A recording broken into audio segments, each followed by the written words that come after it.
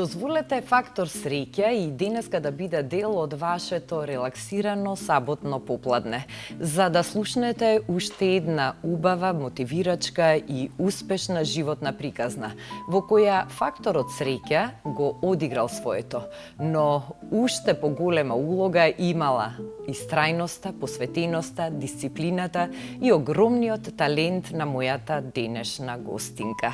Таа позади себе има брилјантна 25 годишна балетска кариера и со сигурност е една од највпечатливите и најимпресивните балетски уметници кои сме ги виделе на сцената на македонската опера и балет.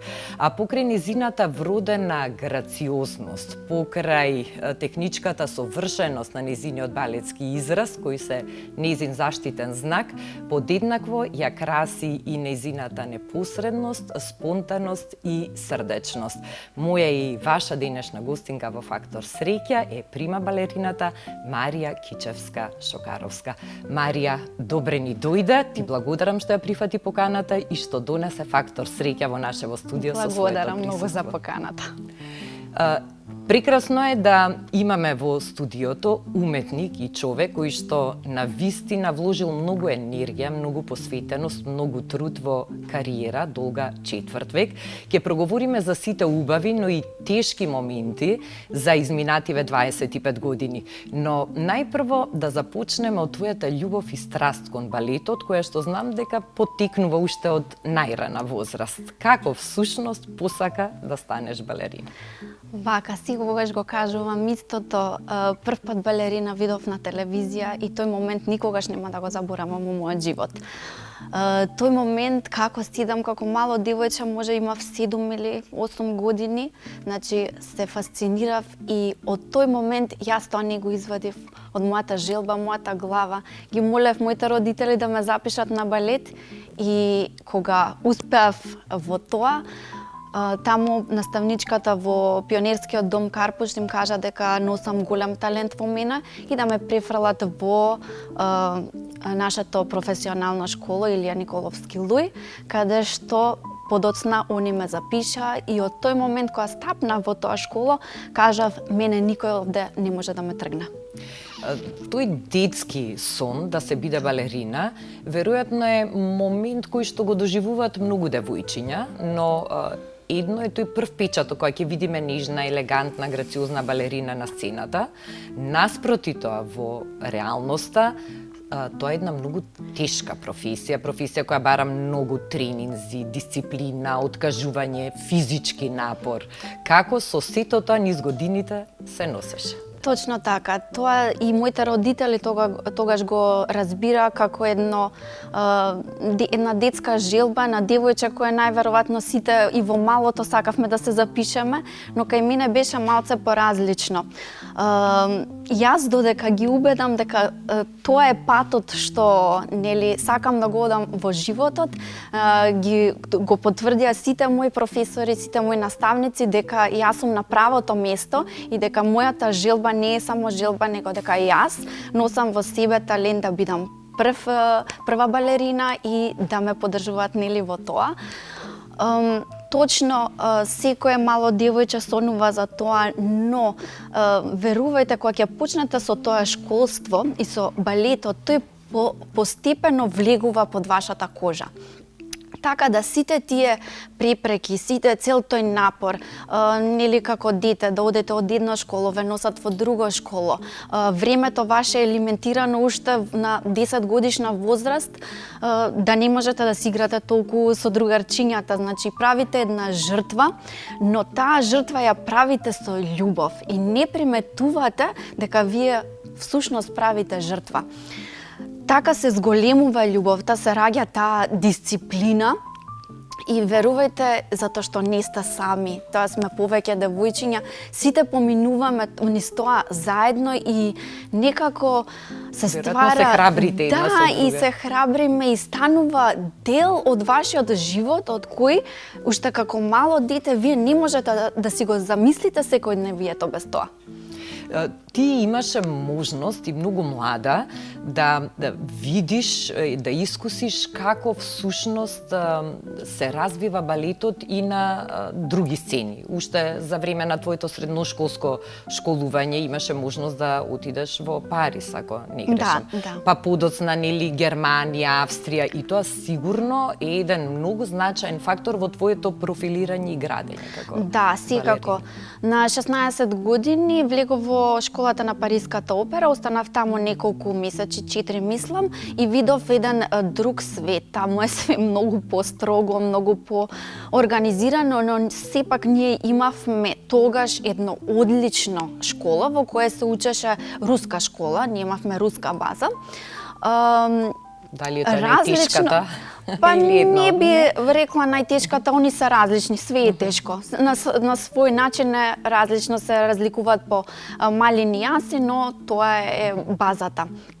Значи, школата што го видов таму, таа дисциплина, што е малце под чудно, тоа плачење секојдневно што го гледав од децата, тоа кај нас не постоеше. Значи, ние пак бевме, полесно ги поминувавме сите тие денови, тие детски, а кај нив никогаш нема да заборавам дека они плача и пред да влезат во самите сали, пред да имаме час, они плачаа за случајно нив да не биле на таргет или да не ги гледала професорката по остро, значи тоа е нешто што ми беше мене нешто ново таму. Иначе балетот како основа беше час кој го вежба цел свет и секоја школа. Секако дека овие искуства не само што позитивно влијае на тебе, туку и стане еден значаен дел од твојата кариера, зашто да се настапува на тие балетски сцени, еве и во Германија, и во Австрија, во Виена, сигурно е сон и престиж за секоја балерина. Да, секако. Јас мојот договор за Германија го добив на еден надпревар, значи многу тежок надпревар, можеби и најтешкиот надпревар во светот, кој имаше една огромна традиција. И ние тогаш како Македонија и до покасно немавме никаков медал и никаква награда. Јас не на тој уште еднаш кога отидов после тоа каде што ја освоив медалата. Така да сите тие искуства те градат по полека. Јас тогаш добив, може не добив награда, но добив работа во национална институција во Германија, што е многу важно. Кога отидов таму, само што наполнив 21 година и тоа беше стварно пресвртов во цела моја кариера. Значи, еден друг начин на работа, една лекција во животот која, мислам, јас бев таму 5 години, тоа не е мал период, но без тоа не можам да се замислам како уметник. Значи, тие 5 години, значи, ме оформија и ме ставија на европската сцена и по квалитет и по све. Потоа отидов во Виенската опера уште 3 години и нормално Виенска опера е една од најголемите сцени во Европа и во светот и тоа беше еден престиж да се игра и прва улога на неа и уште едно огромно искуство. 1999 година е уште една среќна и значајна година во твојот живот, годината кога се вработе во Македонската опера и балет и веќе во следните години многу представи, многу настапи од железниот репертоар, многу главни балетски улоги ја испишаа твојата професионална кариера низ годините. Вака, кога се вработив во Македонија, мојата прва голема улога е улогата на Китри. Значи во балетот Дон Кихот, што е еден од најголемите балети. Таа ја добив на мој 19 години. Многу добро памтам затоа што на мојот роден ден, кога полнев 20 години, беше представата. Не можам да ја објаснам среќата, значи, кога добивате улога која 10 години унапред вие сте се граделе како уметник за да дојдете до тој момент. среќата е нешто неописливо. Особено па и Работата, кога ќе се совпадне, Да. така и со роден ден, како Да. да е судбински предодредено да се да, случи. точно, затоа точно го памтам и го памтам датумот. Периодот што ми следеше, значи на спремање на таа улога, тоа е една темпераментна улога, значи полна со живот и така, дури тогаш мојата професорка што ми беше Јагода Сланева вика никогаш нема да заборам Марија како влегуваше во сала, со која енергија влегуваше да работиш, значи тоа е не доаѓа одеднашка, но нормално како што викаме не паѓа од ведро небо, значи тука многу фактори допринеле за јас да стигнам до таа улога и само на 19 години да ви доделат една од најтешките и најтехничките улоги што се во балетот. Кога сме во школа, значи сите ние сонуваме да бидеме први балерини. Мислам да не се лажеме, така е. Сонуваме, ја учиме музиката, ги учиме чекорите, но не секој од нас стигнува да заигра на таа музика и да ги одигра, нели, да ги одигра тие балетски чекори. Моментот кога влегов, кога ја слушнав музиката, јас тоа не можам да го опишам. Нешто што сум го слушала толку години и конечно имав, нели, можност да застанам и да го вежбам тоа. Колку и тоа да е тешко, мислам, и колку да треба одрекување од све, никаков проблем не ти представува затоа што љубовта, мислам дека е над све.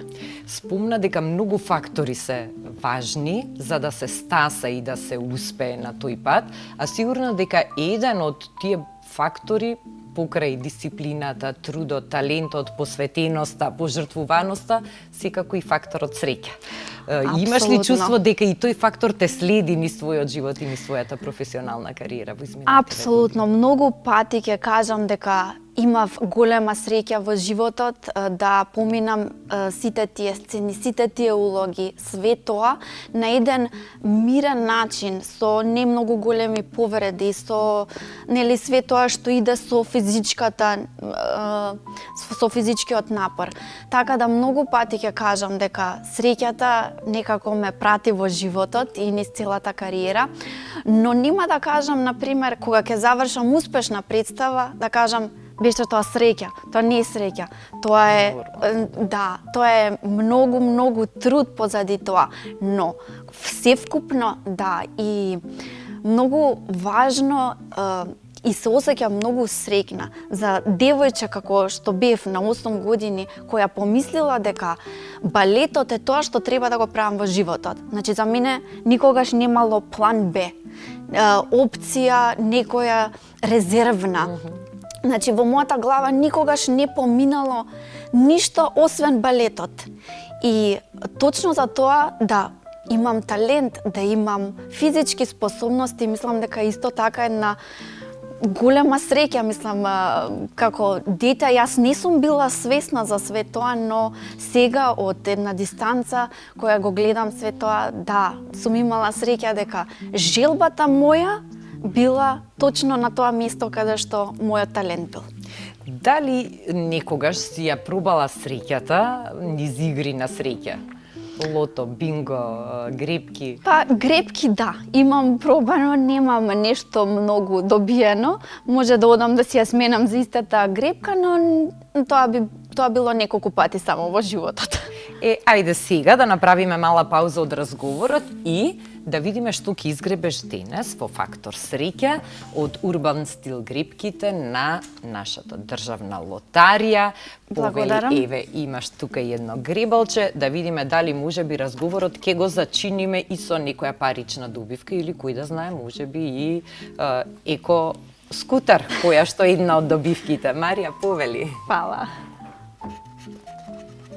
Знаеш дека грепката е добитна единствено ако изгребеш 3 полиња со ист износ. Сега ќе видиме. Сега за сега нема.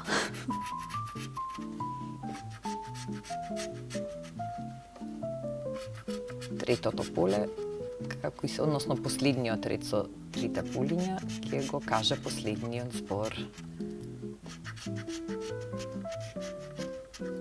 И Уште едно ни остана, а тоа вели... Нема. Ке среќа следниот пат. Ништо страшно, затоа што секако имам јас тука за тебе гребки од државна лотарија, па ќе продолжиш со гребење после емисијата или некој друг ден кога ќе бидеш расположена, повели. А сега да се вратиме ние на твојот најголем фактор среќа во животот, а тоа е балетот и твојата професионална кариера. Се навративме на почетоците, на сите тие скалила кои што мораше да ги изодиш, на сите тие години кои што ги остави позади себе, за конечно минатава 2025 година на 25 јуни да ја одбележиш твојата 25 годишна кариера, многу двојки и петки тука, некој повторно еве можеби судбинско совпаѓање со премиерната изведба на Господја Бовари на сцената на Македонската опера и балет. Една представа во која брилираше и во која ја остави публиката без зборови. Сега неодамна повторно нели беше одиграна, повторно беше публиката магепсана, а тоа е чинам представа во која едноставно блика целата твоја балетска зарелост, сигурност, таа техничка перфекција што си успеала да ја изградиш низ годините, па дури и дел од твоите, би рекла, приватни карактеристики, страст кон модата, кон убавото облекување, кон таа женственост, што се карактеристики што се препознатливи и за самата Ема Бовари. Зошто токму Господја Бовари?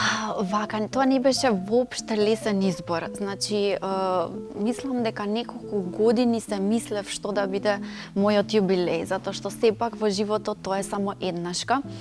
И сакав да биде целосен. Целосен во смисла да има и балетска техника, да биде класичен балет, но да има една драмска, нели, длабочина и многу долго. И мислам дека и многу долго време одбивав да одлучам затоа што не можев да најдам точната улога во која сакам да ја одиграм. После толку многу изиграни улоги во животот се стигнувате до еден момент каде што би било тоа што ќе го направи овој наслов посебен за мене и посебен за публиката да ме види мене. Така да многу спонтано во еден момент дојде идејата за Бовари. Се запознав со кореографот, што јас одлучувам за мојот јубилеј, јас одлучувам што наслов, кој кореографи, све што иде со представата. Значи јас некако треба да го одобрам тоа, затоа што се работи нели за моја на некој начин прослава за нели кариерата. Да, и тебе се чувствуваш пријатно и во костимот и во целиот тој амбиент. Точно, и многу полично е некако чувството. Толку многу изиграни улоги, секогаш вие пробувате да сте најдобри во тоа, кога ќе искочите на сцената, да го дајдете максимумот што е во моментот што можете да воодушевите публиката, најдобро што можете да воодушевите. Но оваа представа, кога ќе излезам на сцената, осеќам една и плюс одговорност дека некако јас сум го одбрала тоа. Јас сум одлучила ова да го играм. Јас сум ја одлучила оваа приказна да раскажам. Така да кога се седнавме некако природно дојде, затоа што од прилика јас знаев каков сакам лик тоа да биде. Значи нешто како Ана Каренина, нешто како Манон, нешто така да има све моќен женски лик, индивидуалност. Да, исто дури и да има насловот да биде, значи улогата што е водачка, женската. Така да некако во многу краток период, толку многу долги години мислев и одеднашка во многу краток период тоа све се реши. Значи како да се куцките што се вели. И како да дојде моментот, тој момент што требаше да го одлучи тоа. И мислам, женската улога е многу доминантна во представата и нема друга женска улога освен повеќе машки улоги се таму и тоа ве издвојува, ве прави уште помоќна во една таква нели околина. Така да беше правиот, мислам, избор кога почнавме да ја креираме, затоа што таа представа се креираше од нула, значи се бараат ноти, се бира музика, се креираат костими, значи е нешто што голем придонес за костимите, да, мислам дека до 10 сат навечер седев со Марија Попучевска и со Ангела и со сите што беа одговорни за костими, седевме навечер и ги креиравме костимите, што не беше воопшто лесно од по цел ден во театар, не самото вежбање, научење на новата кореографија, доловување на ликот, како сакаш ти белег да оставиш на тој лик. И така и на крај и костимите, но сите беа воодушевени во костимите, така да вредеше, мислам, сето тоа време поминато во театарот и публиката на крај го кажа тоа своето и беше воодушевена и мене не знам дали затоа што е моја, па ми кажува дека такво нешто многу одавна и никогаш немаат гледано на нашата сцена. Сите се воодушевени и викаат дека како да не си во Македонија, како да си на некоја друга светска сцена, што стварно е многу голема награда за мене и потврда дека го направив правилниот избор. И тоа не е впечаток само на публиката која што ја проследила представата, седно дали било премиерата или следна изведба, туку е тоа впечаток и на критиката и на одличните познавачи на балетот, што пак е тесно поврзано со твојата голема професионалност, одговорност и вонсериски талент. Имаш одиграно досега преку 1000. Да, не знам колку представи, многу. Така, многу. Представи и различни улоги, освен мадам Бовари, господја Бовари, која што го одбележа твојот јубилеј и која по сите критики твое брилјантно балетско остварување, која уште представа или улога сметаш дека е така посебно убава во твојот досегашен професионален и животен споменар? Секако дека ќе го извојам Лебедово езеро. Нешто што стварно уживам додека го спремам, уживам додека го играм.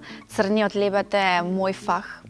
Е нешто што од луѓе што не ме познаваат, што стигаат, моите очи светкаат кога играм црн лебед.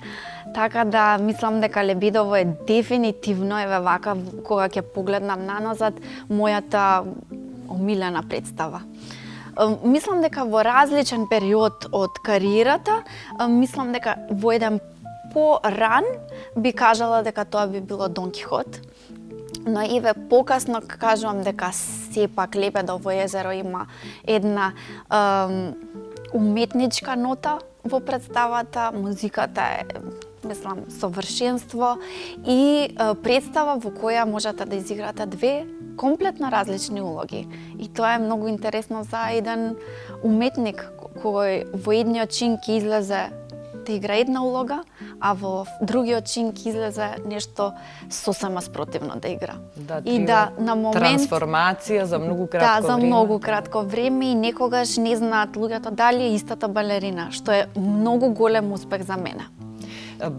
Балетската професионална кариера е релативно кратка, барем во однос на други кариери, во други професии, но затоа пак е многу интензивна, многу динамична, исполнета со многу неверојатни моменти, како убави, така и тешки моменти. И памтам дека еднаш во некое твое обраќање или изјава им порачуваш на помладите балетски уметници дека треба да го живеат буквално секој момент од нивната кариера додека трае. Точно така, нашата кариера е многу кратка. И треба стварно да се ужива во секој изминат момент, дали и тој и дури во тешките треба да најдеш некакво задоволство. Чим се толку тешки, значи тоа стварно многу ти значи и треба да се бориш за тоа и да го пребродиш тоа и да излезеш како победник на крај. Секогаш не имаме и падови и нормално е тоа во секоја професија. Ние малце полично тоа го преживуваме затоа што стварно од 8 од 9 години вложуваш све во тоа. Значи целиот твој живот го ставаш во балетската сала, све за балетот и доколку се случи некоја неубава работа, некогаш викаш, ама јас не го заслужувам тоа, или ви се случи некаква сериозна повреда и што сега па натаму.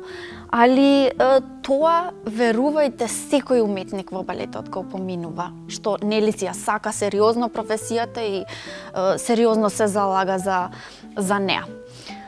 Така, надвор од балетската сцена си подеднакво елегантна, грациозна и нежна како и кога те гледаме во балетските улоги што ги остваруваш, и сите што добро те познаваат кажуваат дека си зависник, сега колку и да не убав зборот, ама ќе го употребам, од убава гардероба, од префинетост, дека имаш огромен број дома на парчиња гардероба, на кутии, на плакари кои што се препол. Сите малце ме критикуваат за тоа, но јас, тоа е исто така некој вид на љубов, што сакам, ете, толку многу гардероба, посебно фустани. Сите ми викаат, можеби нема човек со повеќе фустани од тебе. Ја во месецот купувам по неколку фустани, значи немам каде да ги ставам, ми стојат по кутии наредени, сите плакари се полни, но кога ќе имате негде да одите и кога сите некогаш се прашуваат, ама сега што да облечам? Јас секогаш имам гардероба свечена за такви настани, ми стојат со етикети, но тоа е нешто што не знам, од секогаш ме правело среќна. Не е тоа нешто од подоцна.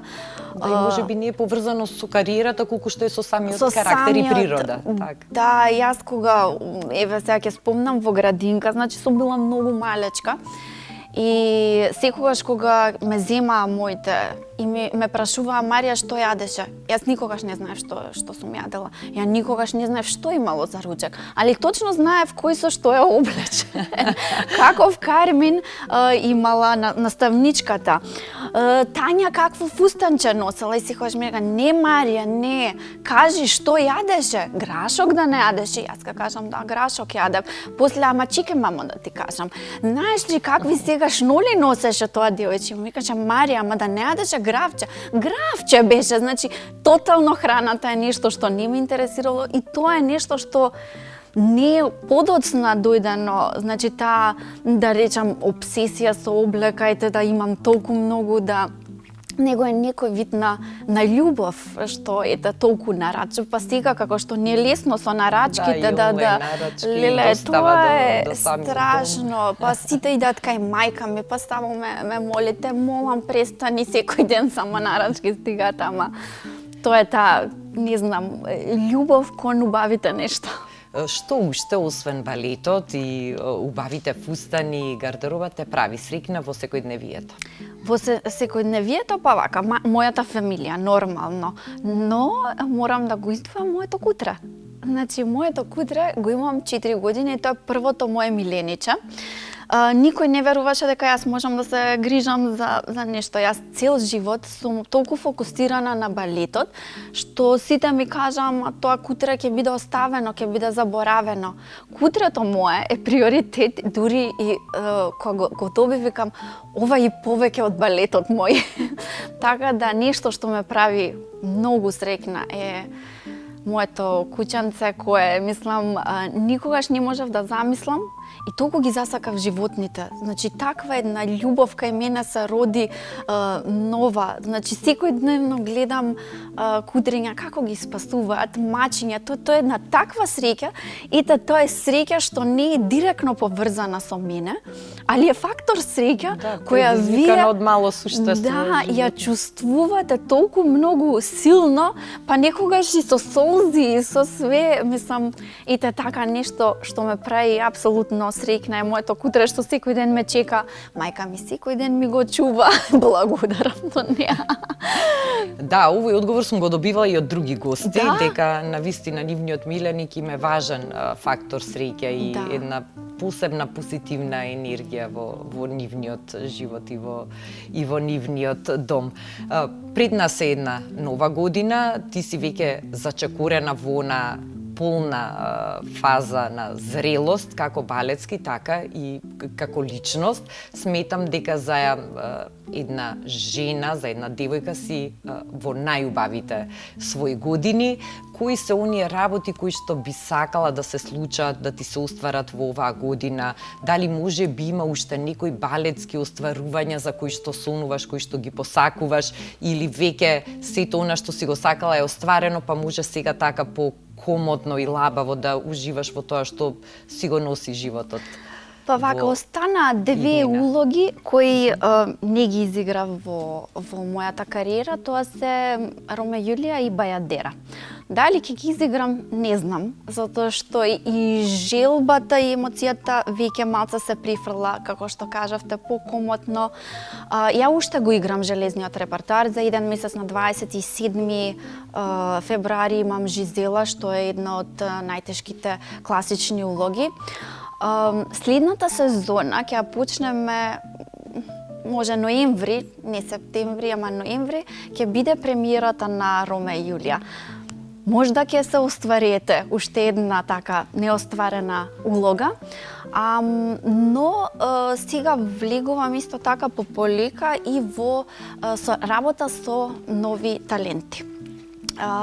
Тоа ми е ново од оваа сезона, што искрено мислев и дека нема да го правам и некако одбивав, но како имам и некоја одговорност како раководител на балетот сега, имам одговорност кон другите балетски уметници.